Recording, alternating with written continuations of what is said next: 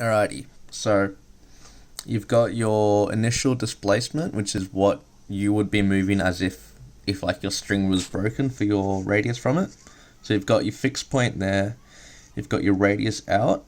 That's how far you would travel if you cut the string essentially and you just had projectile motion going through. As you go around the circle, you're still going to follow that radius there, which means you've got to have an acceleration pulling you back in to keep you along that part there.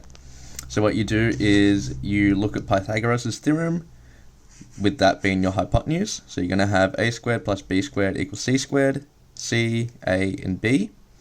So then you just substitute all those in. So you've got r squared, which is there, b squared, which is going to be your displacement, which is velocity times time, so vt squared.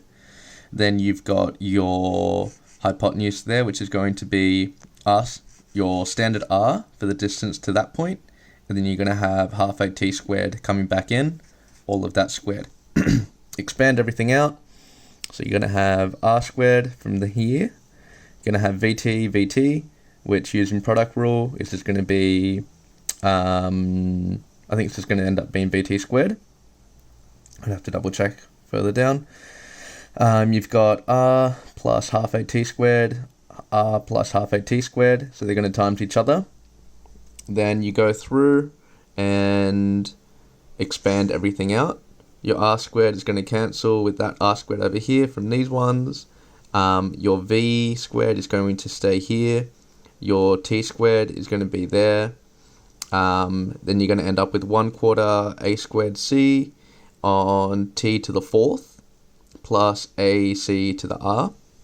That t squared there is going to cancel itself at some point. Can't remember where I wrote it down, but that one, and then that fourth there is going to become squared.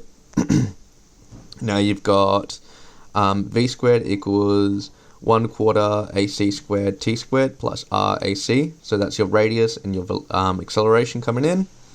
But because we're looking at just a really short time sample, we can use the limit. So limit of t as it approaches 0, for a very small time, this whole section here is going to disappear.